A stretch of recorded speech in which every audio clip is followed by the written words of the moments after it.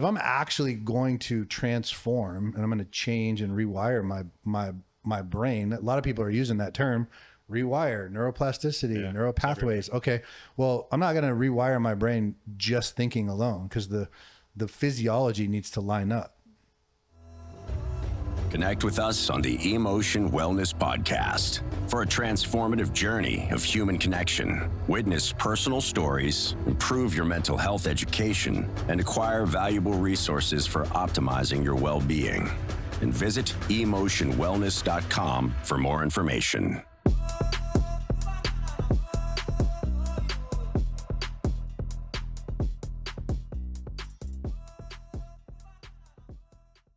Welcome to the Emotional Wellness Podcast. My name is Jason Turner, and I'm here with my man, Mr. Casey. Yes, sir. Casey Cunningham. My dude, actually. This is such a cool moment. Yeah. You know, yeah, it is. Brand new studio. So some of you who have seen our show before, if you look in the background, very different setup. We got rid of the table. We built an entire new studio. And little plug for what's coming from us is, we're in our new private practice, human optimization practice space. Yeah, it is. It's incredible. So, and I was telling Casey before the show, it's like super, such a great feeling to do the very first show with you, somebody who's been in it since the day you showed up for an interview with your shorts and a towel. You love that story. That story. Where's the plunge? It was like an immediate, yes, I got to hire this guy. So I was ready to go, man. Yeah. I came in all about this process and this model. And it's actually what I wanted to interview you about today is the model that we use at Emotion Wellness and what exists out there in mental health treatment at large, and how we're doing things differently and what our approach is, because that's what caught my eye day one and why I came in with so much enthusiasm. And I think the world wants to know what that model is about. And so with that, you talked a lot about the model problem out there, and what do you really mean by that? yeah, I think it's a good question. Initially, many years ago, I was took me a long time to realize this. My boy Lars knows, he was there. The truth is, I was traumatized within the model, and I wasn't a patient. I was a clinician. I didn't know that for a long time. I couldn't talk about it without getting activated, angry, very righteous. And what I had witnessed, unfortunately, was just a bunch of oppression and poor treatment of, to say it's poor was like, that's like a euphemism. You know what I mean? I saw, not firsthand, like I didn't watch things happen in front of me, but like I saw in town that I was in programs, putting people on the street in cold weather, using shame as an intervention. It's gotten better since those days. This was 15 years ago, right? But that's what started me on, like, something's not right. Something is not right. And there was very little oversight. And then as I had my own experience with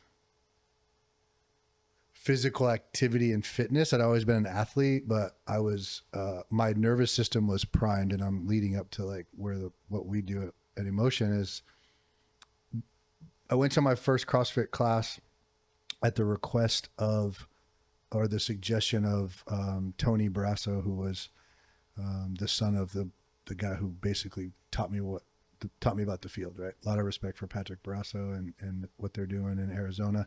And so I was able to talk to him, and he said, yeah, you should check out this CrossFit gym. It's the largest in the world at the time. And I didn't know that it was tied to the founders of CrossFit and all this stuff. It has a lot of history behind it. I just knew, like, I was almost 300 pounds of powerlifting muscle and fat, and was like, I'm going to go to this class and get my ass kicked. Right. And I still wasn't, even though I'd been sober a while, I still wasn't very good at extending myself any grace. I was still very critical, very judgmental. And I didn't understand why that was. I thought it was my mind. I understand that my nervous system was jacked up. And so I went to this class, had this super amazing, powerful experience that we've talked about in other shows. And I was on the leg of a 400-meter run, about to keel over, lots of talk happening in my brain, inner critic stuff. And a gentleman that was older than me lined up next to me and was like, "I got you." And I remember the feeling of utter safety and relief of like, oh man, I can do, Yeah. And it was this weird thing that happened. It was like in the moment I left my current experience and went to, this is exactly what my clients need. Like, this is what people need in general. And I didn't really understand what it was all about back then. And then, as time went on, so long story short, as I finished the workout, I survived it, made some friends. The big joke is that I waited 4 weeks to return to that gym because I was scared. And, it was like I got my ass handed to me. And so what started from that moment was, and I didn't understand it until, many years later, that my nervous system was in a particular state, and it wasn't, when it was unregulated and dysregulated, it really didn't matter the amount of insight that you gave me. Cause I'm a pretty smart dude. Yeah. Like 12-step recovery taught me, therapy taught me, like, I know what the problem is. Right. And how many people out there on a regular basis are like, yeah, I know what I got to do. I can't really seem to do it. I was that way every day. I know a lot about myself, but what do I do with that? Yeah. And so what's different about us is we place emphasis on physiology first. So we're basically the primary driver for us is physiology, followed by behavior, followed by psychology, and then environmental stuff, right? So we're looking at most of the model, it is built off this construct that conscious thought drives behavior. It doesn't. And okay, people are like, well, where's the research? Where's the evidence? Okay, great. We could talk about that. But I would just go back to what we just said. If I know better, why don't I do better? That's a conscious thought, right? Like I can consciously say to myself, so something is amiss in the sequencing, is I would put it. And when I look at that experience at the CrossFit gym, what happened to me that got me to a place where I was prepared to make some changes is my nervous system was taken care of. I was regulated. There was all kinds of stuff that happened as a result of that physical activity, the heart rate getting to a certain point. And it's not, movement is medicine, and we as human beings certainly need to do more of it. And it's not the end all say all, but it is a primary mechanism of nervous system regulation. So back to the question at hand, we've put physiology first, insight follows. That makes sense. I mean, it does. I know there's a lot of people out there that have the information and maybe have been in therapy for years. I know myself, I was in individual therapy for a long time before ever truly making advances in my own life. I think kind of leading into another question I have for you is there's a lot of therapization out there. There's a lot of access to therapy. I think mental health awareness is as high as it's ever been in human history. Yeah, it's great. I love that. Yeah, it's amazing. Like removing some of the stigma of it, easier access to it. There's, apps out there, BetterHelp, Mindful Help, I think is another one. You see them on commercials at the Super Bowl. You get ads on Instagram. You're a click away from therapy at any time, or treatment at any time. Yet it seems that outcomes in treatment are as low as they've ever been. People are sick and not mentally well. They're disenfranchised. They're isolated.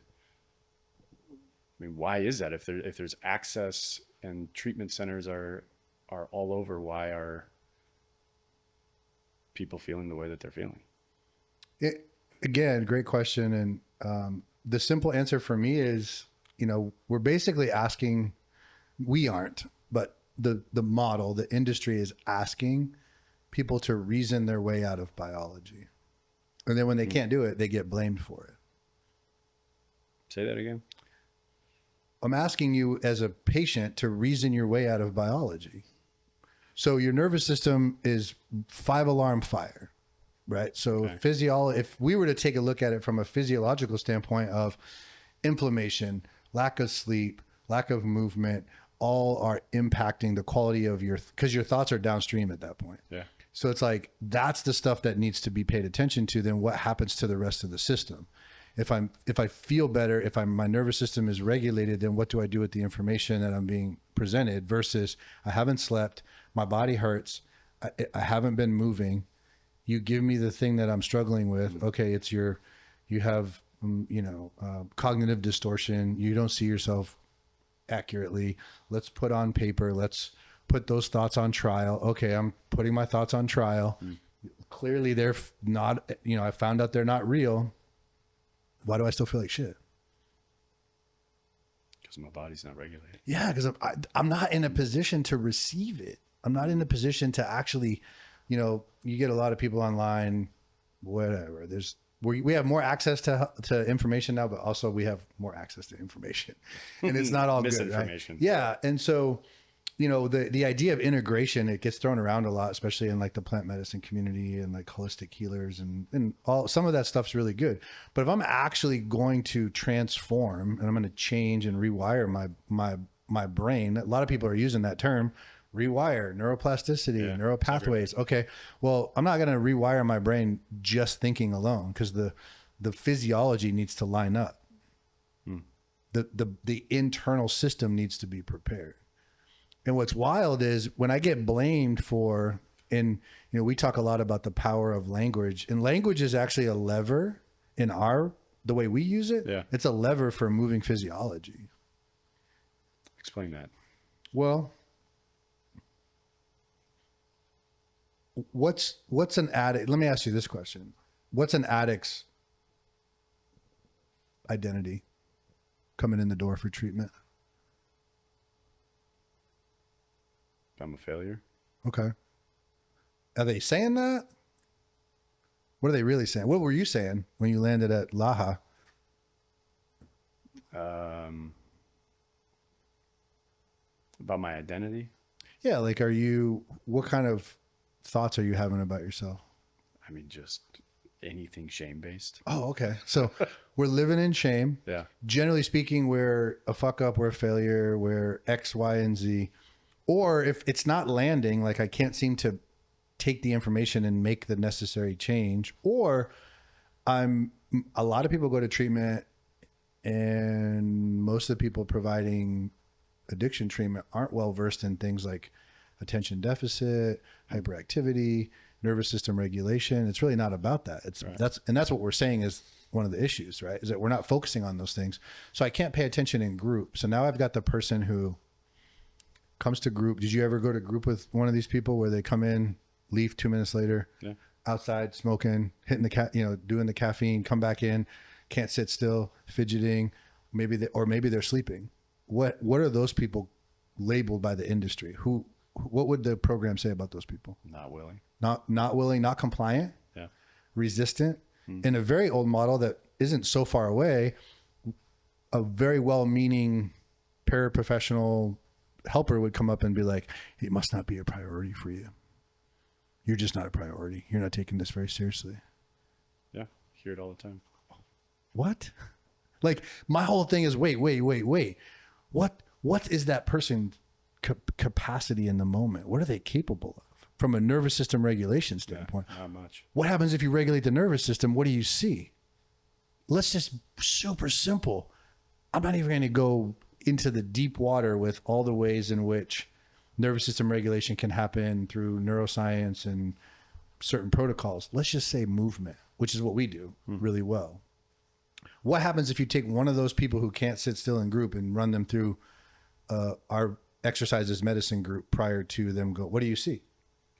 More calm, higher capacity for learning. Oh, so are they non-compliant? No. Oh, they're just dysregulated. So I'm not resistant, right? Yeah. So the language we would use is, I think we are going to talk about this at some point, hopefully, is like when the physiology comes into play, there's a big explanation, and it covers a big empty space that a lot of people are wondering about, which is like, what the fuck's wrong with me? Right? Because it gets confusing. Do I not care? And why can't I show up for myself? Well, the answer is your nervous system isn't prepared for it. We oftentimes are in a position where we're being asked to perform outside our capacity. So capacity is about nervous system regulation versus like, I'm either good or bad. I'm either clean or dirty. So take clean, for instance, or dirty. Well, if I say I'm dirty, what does that mean? Means I'm bad. It means I'm a piece of shit addict who can't stay sober. Or I'm in a situation where my capacity needs work or needs training or needs practice. I was over my current capacity recently when I went and used a substance. Why are we not talk to people like that? Wow. Yeah. The language. So if I start to see myself differently, you will often see a shift physiologically. I mean, we do this with story work all the time at Emotion, where it's like, you see people smile or they'll be stuck on something, and then you change your word and it's like, oh damn, it's a great start. It's an amazing lever. But here's the thing. And we don't really look at it in terms of therapy. It's training. Everything about our program is like, we're training. So if you're an athlete out there, you've ever done any sort of, competition or whatever, preparing for anything, I don't care if it's a hot dog eating contest, whatever, and you're in training, what is training about?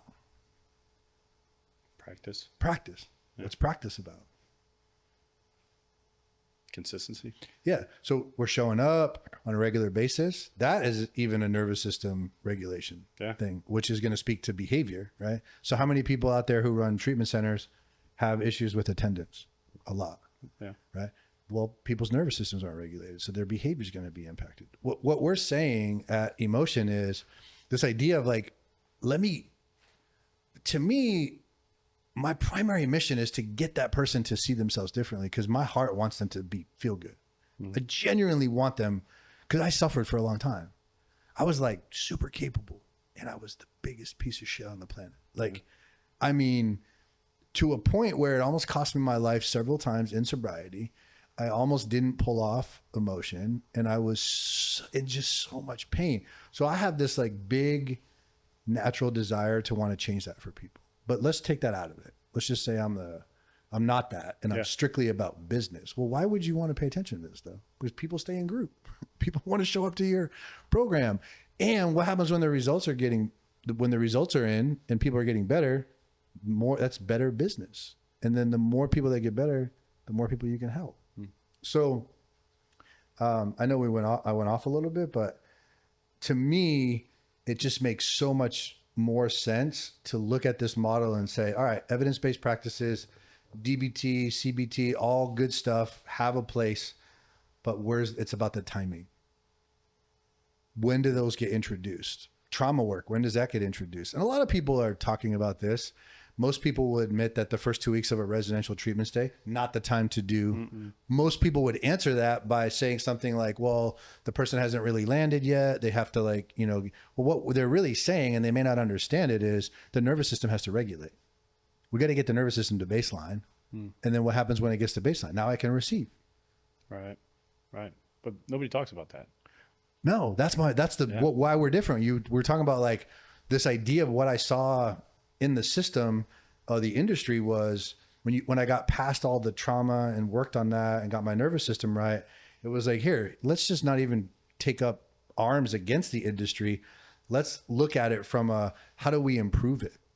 How do we fill a spot in this space and say, this is how you do it better? And we start to promote things like breath work and red light and sauna work. We're looking at thermal regulation. We're looking at short bouts of stress versus constant long-term psychological stress. We live in a society where we experience tons and tons of psychological stress with no discharge. Think about it. I'm a person who doesn't move. I'm eating foods that are not nutritious, Right. the standard American diet. I have inflammation internally. I'm most likely not hydrated. Well, how's my sleep? What happens when we don't sleep? We have brain fog, or we are our thought. So now I take that person and I put them in an environment to learn and look at themselves intimately. It seems like a huge mismatch to me. So I want to take, and I've watched you give a lot of tours of emotion early on in my days there. One thing you used to always say was, imagine San Antonio 6,000 years ago. Yeah. Think about the human body 6,000 years ago to now. Can you expand a little bit on the physiology there and what we're seeing and how we're using that, in this model? Yeah. So not to get into a huge debate around this idea of evolution, but I think anyone on planet Earth would agree that we adapted and evolved as a human species. Yeah.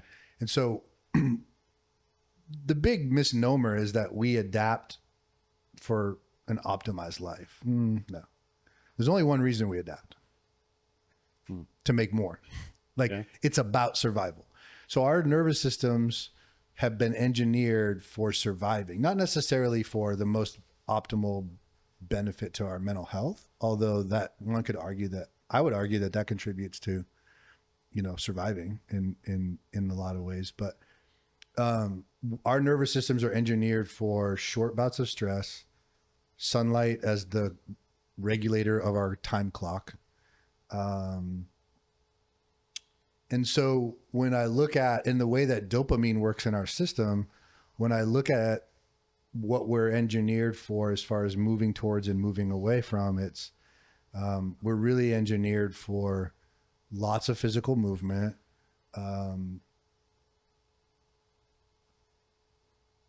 One of the things that we talk a lot about is in our current modern, take out the artificial light and the ease of access to food and the lack of struggle that we have, or effort. Really what we're talking about is effort, right? So we've removed almost all need for a human being to make effort. And we're only getting worse with AI and the rest of it, right? But the system that we have is still optimized for that time frame. So we're still optimized to go look for food. Yeah.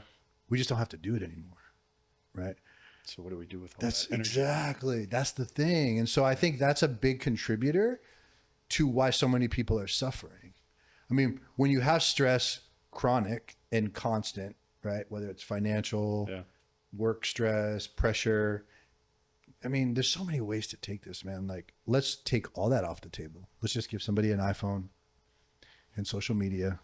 How much scrolling are you doing? What's happening when you're scrolling? You're comparing your life to the most optimized version of, constant stuff in the brain that's happening in a way that we were never designed to experience. So then we end up with this abundance of, we basically have dopamine on demand whenever we want. And we're not very good at regulating it to fucking begin with. I don't care if you're an addict or not. We're just not wired for that.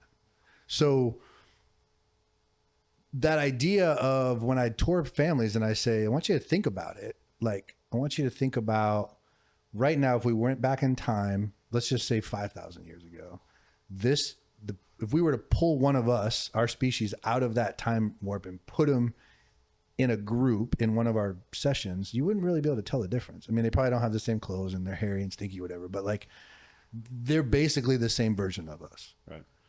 If you were to take one of us and pluck us out of our current life and go back 5,000 years, that person would have a hard time surviving.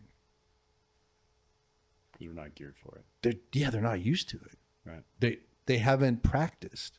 Does it mean that they're not capable? Absolutely not. They are. Right. They have the capacity within them. They just haven't been trained for it. I think a lot of this stuff in the mental health space is around people are just not, practitioners are not well versed in training people for capacity. They're really good at presenting a therapeutic modality and then saying, well, They must not really want it. Or in private practice, I see this a lot, especially when we started hiring young clinicians that were, inexperienced and maybe had some private practice experience. It's like the emphasis is placed heavily where for these things to work. Where's the emphasis placed? On success. Is it on the program? I don't think so. Private practice, is the practice responsible for the success? No. I think they are, but I'm saying who gets the blame? The patient. Yeah, the individual who's been told, reason your way out of your own biology, don't take into consideration your physiology, and let's just tell you all the reasons that you're wrong. Oh, and let's put you back in that shame loop that you're constantly in that fucks you up to begin with. One of the other pieces of the puzzle that I haven't talked a lot about publicly, but I do think very strongly towards is not enough programs take enough responsibility for why it's not working. It's just real easy. And I think it's just been in practice for a long time that the addict is the problem. And so, and I don't think that's not the case at all. I think that I think the system is doing exactly what it's supposed to do. Keep people in it. The industry, yeah, I'm talking about like if you take addiction and we talk about someone being broken or disordered or sick, or I actually think it's doing what it's supposed to do. It's doing it too well. I'm not sure if I follow you. Lars, you know what I'm talking about? All right. So what's the role of dopamine? Are you familiar with what it's for? Like motivation. Yeah. So it's designed dopamine is what gets me out of bed. Yeah. To go hunt the food when I'm tired and I'm cold and I don't want to do it. Right. But like back to our previous conversation, now I can lay in my bed, temperature controlled, access DoorDash, have them deliver it. Right. The only effort being I got to get out of my bed and walk to the front door. That's it. Okay. So the dopamine back when we were originally designed was designed to get me to go to the thing and keep me going when the first place didn't provide. So I go to my first trap. Let's just say I set some snares up and it didn't work. But now I'm exhausted. Dopamine's going to get me to go to that's why people with addiction issues they seem so determined. Right. Okay. They go on forever. Yeah. Right.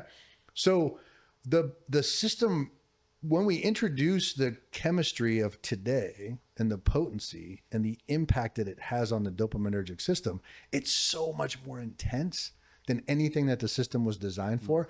So we're designed to pay attention to things that promote that. So if I'm like on a hunt back in the day and there's something in the environment that led to me getting more food, that's going to get cataloged. Yes. Okay. Yeah. Well, now you pour in the dopaminergic response of, say, crystal meth or cocaine. What gets logged as catalog? It's not things that are good for survival, although the system is operating as if this is good for survival. Yes. Because what's the metric? Dopamine. Yeah. So motivational learning is at the core of, and I'm talking about neurocircuitry, and my opinion and the research would say that it's at the core of the addiction issue. It's how the brain learns. It's how we learn. So we've introduced this thing that skyrockets the potency and the impact of our dopaminergic system, and then we pay attention to that. And it makes sense. So if every group I've ever ran, I get a group of people in the room that are addicts, and I say, what if I told you that you're not broken? In fact, when the apocalypse hits, I want you guys on my team because you're really good at surviving. And then I start to explain to them this process. You can see the shame just starts to melt away. It's not going to be gone forever because it's rooted in there, but it starts to just disappear. And then we start looking at like the idea of so why is that? Why does that shame melt away when people start to? Well, now the identity is I'm not the problem. It's not about me. It's about this thing that I have, or this thing that I'm dealing with. My system. Yeah. So many people are like, you know how many people we have in our program that before we do story work, I'm an addict. It's like, I'm an addict. I'm just an addict. I'm just an addict. Constant. Take out the gist. I'm an addict. Yeah. Right. I'm a person in recovery. I'm a person who's practicing. I'm a person who's retraining my nervous system. Like there's a lot of ways to look at this thing, right? But I believe that the physiology aspect of this whole thing takes a lot of the burden away of like, or the like, it's all my fault. Yeah. So this is physiology at work, and if physiology got you here, we can undo it physiologically.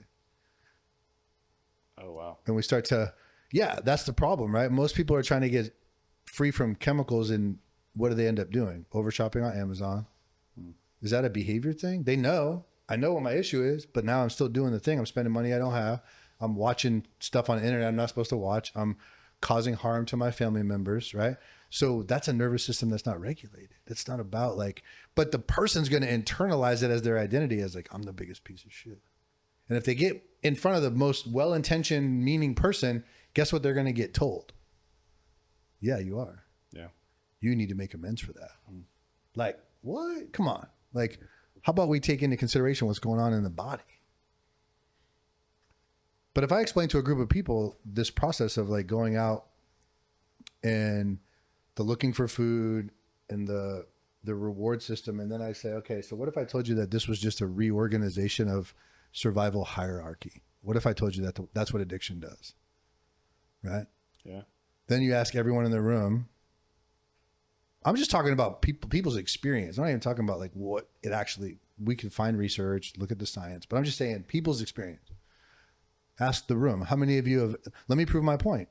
How many of you in the room have ever gone without food to get high? How many of you in the room have ever put the beautiful biological intervention of community in connection to other human beings aside in favor of getting high? How many of you have ever pushed away safety and security of housing and shelter in favor of? How many of you have ever not drank water and hydrated or put food in your body? That is not. We're not wired. We're not wired for that. Right. We actually have a guidance system. Like I don't decide if I'm hungry or not. Right. That's not a cognitive thought. Right. Now, cognition can play a role in what food does for me, and I can create a story around. But like my body is designed to eat when it's hungry, and it cues me to do that because that's about survival, right? Now, if something is not telling me to eat, we would say, man, that person has something that we need to fix. Yeah. But a healthy system is going to tell me that. And now I'm pursuing a chemical in exchange for survival. That's not a choice. Oh, wow. I didn't just wake up and go, I'm going to starve myself today, or the system was conditioned in a way, and there was a reorganization of the hierarchy, and the driving factor was the impact on the dopaminergic system to teach the system what it thought it needed. We're not talking about the prefrontal cortex here. We're talking about like if you look at yourself as like three brains, we're talking about primal, right, and midbrain, producing chemistry that's related to survival that the body interprets as like, oh, this is related to survival. But then the prefrontal cortex gets involved, and then you've got enough people telling you you're a worthless piece of shit, and what kind of person takes their kids' piggy bank money, and what kind of person doesn't eat, or like, man, now you're talking about wiring in a whole bunch of stuff that takes a long time to undo. So understanding this physiology and biology, it takes all the identity out of it. It takes the with practice, yeah. It's not a one time. We're talking about. I see the track there. Which is why we use training. Everything about our model is rolled into this concept to help the individual understand it completely. Meaning like, this is not a one and done. It's not because we'll do story work and have a huge shift. Just like if anyone out there has ever done EMDR work or had a major breakthrough, some people in 12-step recovery call it the burning bush. Like there's all kinds of stuff that can happen. It's usually not a one trial learning. We used to talk about that in dog training. Like there's certain things that can happen to a dog, an animal in training where one trial is enough. It's rare, and it's usually not positive. It's usually like something really traumatic, or like most dogs. I was in Arizona as a canine trainer. You get a dog get bit by a rattlesnake, that dog will never go near the sound of a rattlesnake again. It's one time. It's all it takes, right?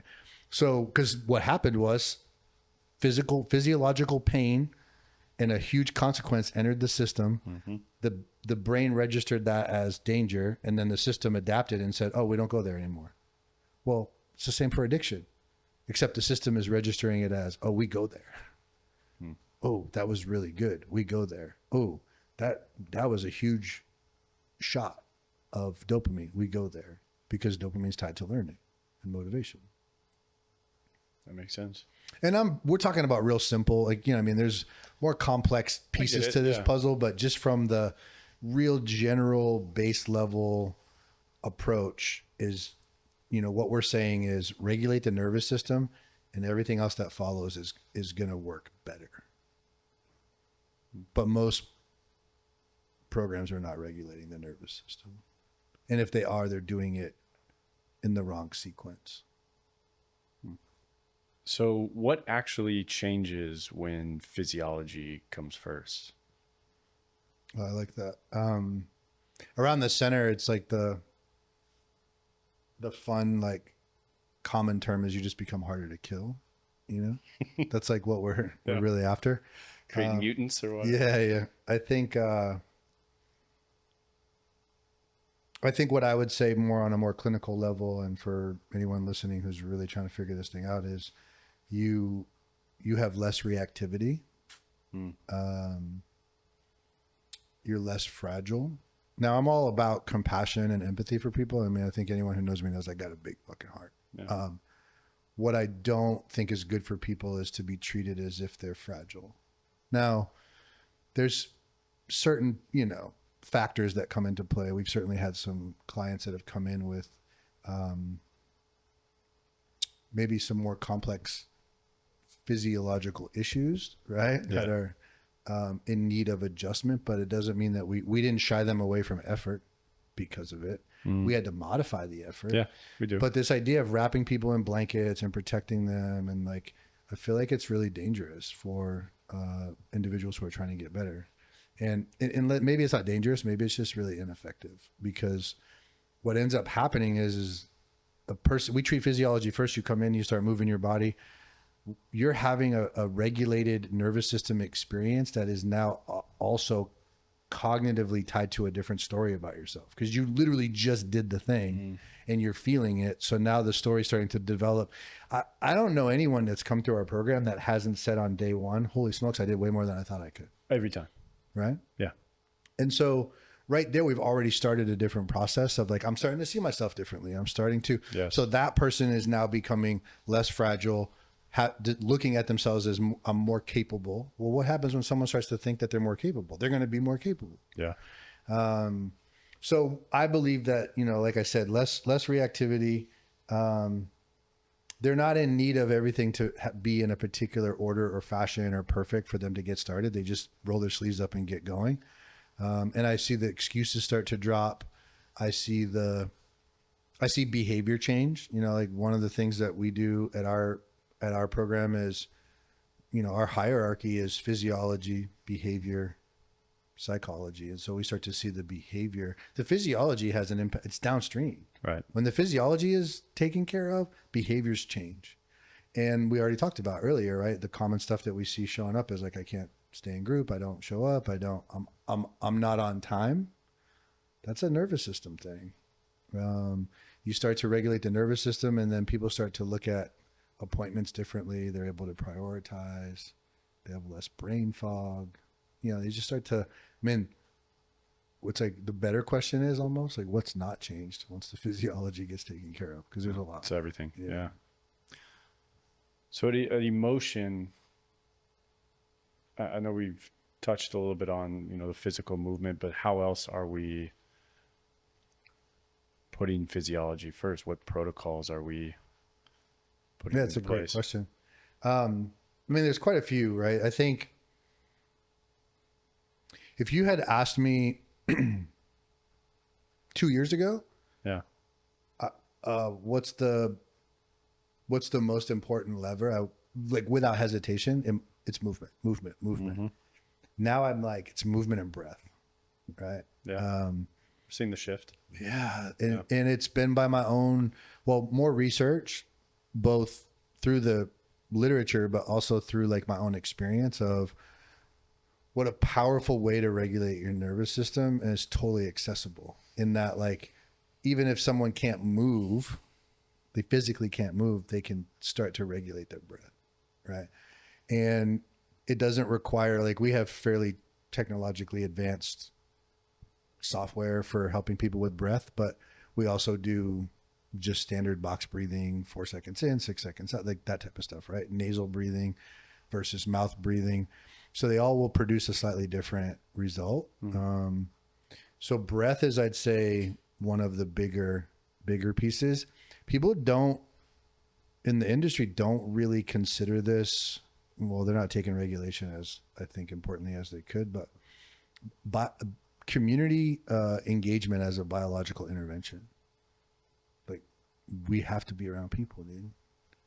So community is the big one. Look at all the things people, I think sometimes people think we're bananas for all the stuff we do, and maybe we are, but I just know that, like, the rucking, and when we did jujitsu, and the weekend workout, and the journal group, and the writing group, and the run club, and the, it's like, and the high rock stuff, and all of it has to do with community, people being brought together, people serving one another, serving other people. It's a massive regulator of nervous system energy. Yeah. It's a huge lever. So just getting around people. Yeah, the community engagement. And then when you think about training and consistency, we talked about those things earlier. I think in terms of, like, touch points, how many times can I engage? If I'm trying to rewire the brain, how many times can I get my brain to fire in the very similar fashion? And when we've got people coming in with long-standing mental health issues, you look at, like, quantity, frequency, and duration. Like, how much of something have they been doing? Yeah. How long have they been doing it? How often have they been doing it? Oftentimes, every one of those areas is super high. So if we have a person who's coming in, I think the 3-day-a-week model every other day is not enough of an intervention. So for people who are training and trying to rewire their brain, every day is a really solid way to do it. Well, it's really hard to run a program 7 days a week. So what we do is we run the core of our therapy programming throughout the week, and then on the weekends we have touch points. So people can come in. So now the cue and the association in my environment is, what does the center mean to my physiology? Think about that. Oh, wow. I go and have a great experience. Yeah. My body starts to perform. My day one, I said, this is not what I did not expect this from myself. So what happens in my brain? Well, I did a new behavior. So now I've got some synaptic firing going on. If I repeat it, they'll fire and wire together. If I stop it, it's going to prune itself and be gone, right?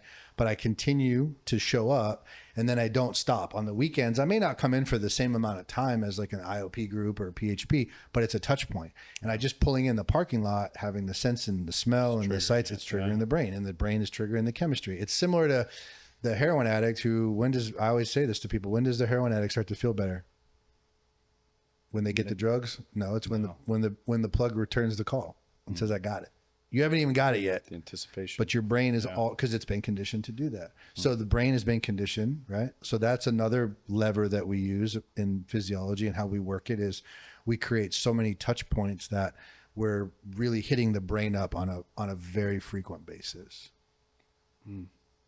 We use, things like red light, and the sauna is a wildly potent way to produce a short bout of stress.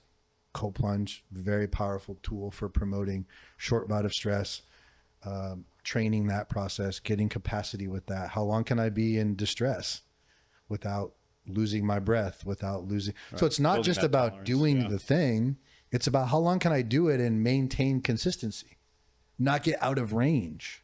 Right. So think about you ever met somebody who, and I'm not talking about the guy who's, like, frozen. I'm talking about fairly regulated. I feel like I've come into this place in the last year, I think maybe 2, gets bad news, and how do they respond?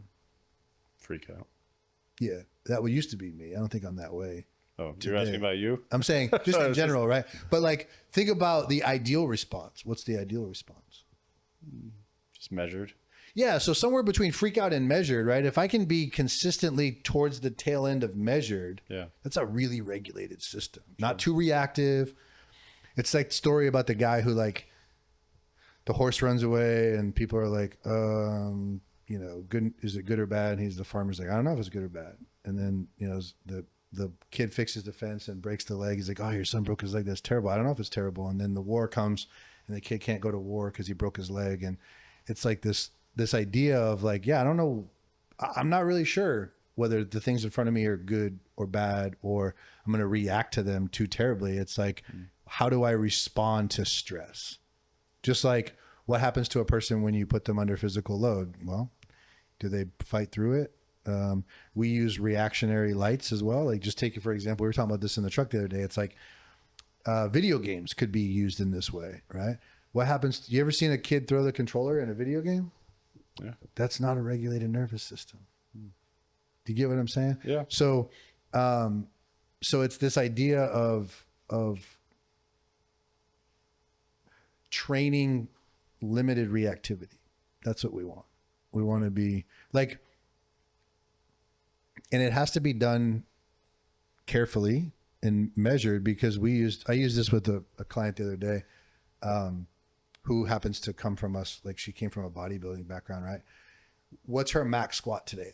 It's X. Well, when she started physical training, it was an X. And if you had put her current max on her first day of squatting, what would have happened? Overcompensate, overwhelm.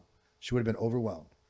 Decompensate. Yeah. Would have had a reaction and probably would have been damaged. Well, I see that happening a lot. If you do trauma work before a nervous system is ready, overwhelm, decompensation, not good, reinforce support narrative. So there's a lot of ways in which to describe it or look at it from we use the gym a lot because our clients have a lot of experience in that realm, but we're training people to acquire more capacity. And we're looking at people. This is another thing that we do, I think, that answers your question around the physiology. Is the first question is, you know, what's this person's capacity? What's their nervous system's capacity? And if we can start to understand that, it gives us a really good guide for which direction to move.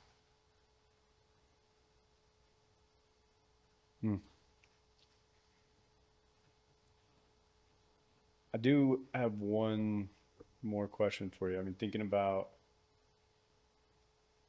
this interview, and like the thing that sticks with me the most is like how, even sitting here right now, how quickly the shame can drop when understanding the biology. I think that line alone is like so powerful, just as a single line message.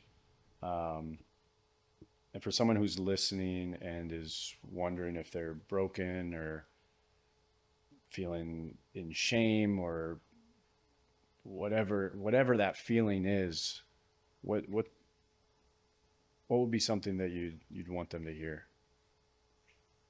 Oh man, there's so many. I mean, the first thing I say to people is, you're not broken. I don't think I've met anybody who's broken. I've met people who felt broken. Your nervous system is doing, I mean, we talked about it earlier. If it's an addict, it's like, it's doing exactly what it's supposed to do. And it's adapted to this condition. You've done what you had to do to survive. You're a survivor. That's really what I say to people. If I'm in group with them, you know, I talk to people a lot about, what does it mean about you that you're here? So think about this. Like, this is where words and leverage, right? What is a person's story coming in, the addict walking in the front door? They're not coming to us on a winning streak and feeling super good about themselves, right? Mm-hmm. They're coming in feeling like, and I think we hear a wide range of shit. I'm a piece of shit. I'm not a good father. So it's like, okay, so that's what that means about you, that you walked in the front door. Well, that's what their frame of reference is, because they've been in this position to reinforce the shame, the avoidance, all the things that go along with like the way it's usually done. Yeah.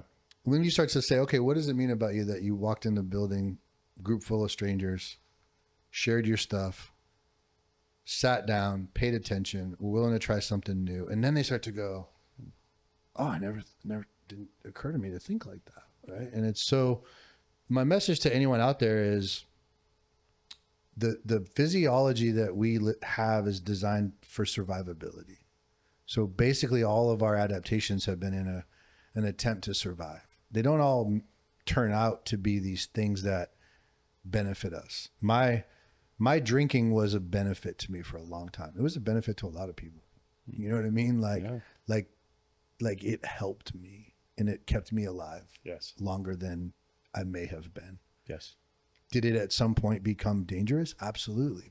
But it was after a long period of it serving me, and then the body did what it did, and I got wired into a piece of programming. I adapted.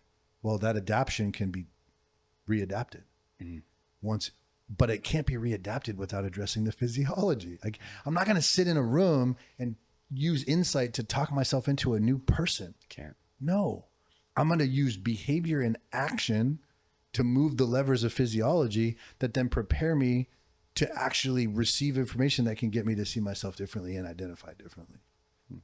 So you're a survivor.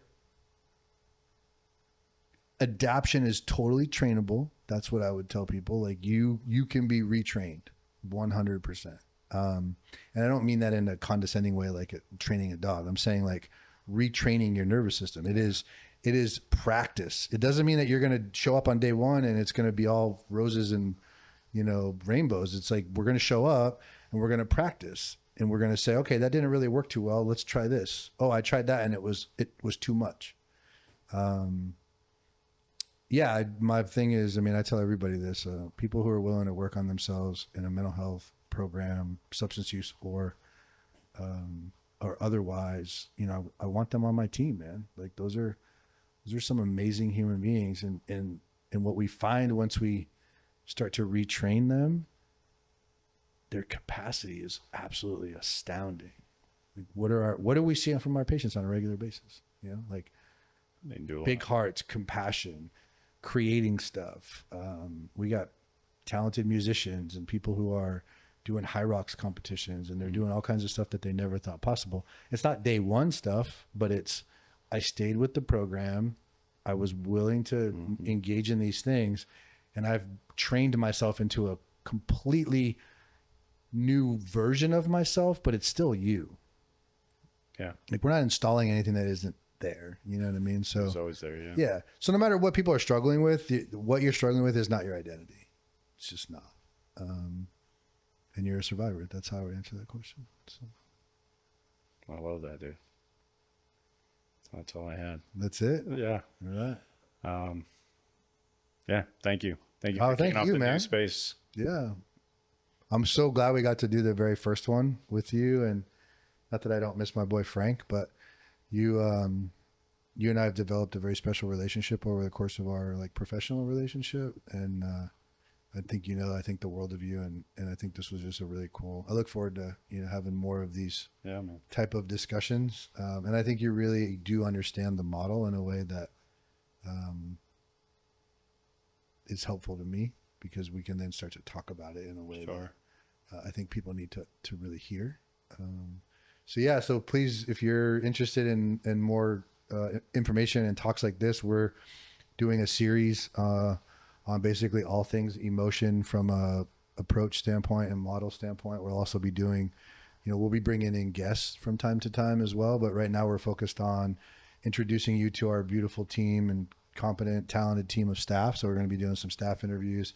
We're going to be talking a lot about what we actually do and how we do it.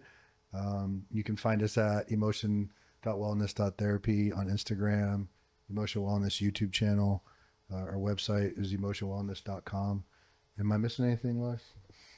That's about it. Yeah. At some point, Lars is going to get a microphone. I already talked to him about it. So Oh yeah, we have to have we're going to get him in the there. producer, Mike. Such a dope. Well, real quick, I just got to throw this in since it's our first show, and I just want to add them a little bit. Lars is a guy that I have a lot of history with. He was at one of the very first programs, and you wouldn't care if I tell people that, but one of the very first programs I was a part of, and did what he needed to do, and was running around trying to, that fourth domain of life, meaning and purpose, and and he was running around with a camera, and he kept talking to me about what do I do with my life? And I was like, motherfucker, why don't you use that camera, dude? And he's like, well, I don't have any business, and I was like, I'll hire you. So we put him to work, and we started doing it. It was such a great experience. Never And knew then that. That's awesome. yeah, and we've just really connected. Amazing human being. Got a lot of respect and love for him. And we've just stayed the course over time. Always stayed in touch, and wherever I was, I'm like, bro, I want you to come along. And that's how this thing developed, where I was like, dude, if you're looking for, Just keep it rolling. yeah. And so the fact that Literally. you're in the studio, you helped build it. Yeah. It's true, man. This is like life coming full circle multiple times with us. And it's been a trip for me, because I look back and sometimes Jason will share stories about like these times in recovery where he was struggling too, and I'm like, bro, I remember that car ride. Like I remember coming into work that day and you telling that story, and I'm like, oh fuck, like, is my boss okay? You know? Yeah. But it's A lot of also- history. It's also, there's been so many times where I've needed help and reached out, or been in a spot where I needed just someone to talk to and bounce something off of. And business aside, it's been so cool to be a part of the evolution of this at different touch points. And then now where it's like, okay, now's the time to really like do this all right. Yeah, I have the digging in, yeah. experience. I've made all the mistakes I didn't make. So have you. I'll make more, but I've definitely made enough to. I don't need to make any more, but I will. I don't know what you guys are talking about. What is mistake on there? Yeah, there's about whole journey of it. It's been really fucking cool, man. I'm super glad to be here. Badass. Again, Glad appreciate all of you out there who are listening, and hopefully we can attract more people to hear our message. And thank you, Casey, once again for just everything you do, and especially for today. And thank you, Lars. Thank you for connecting with us on today's episode of the Emotion Podcast, where we discuss all things mental health. Connect every week as we explore incredibly intimate stories of persistence and hope, delve into mental health education, and explore valuable resources. Available on YouTube, Apple Podcast, Spotify, or wherever you get your podcasts. And visit emotionwellness.com for more information.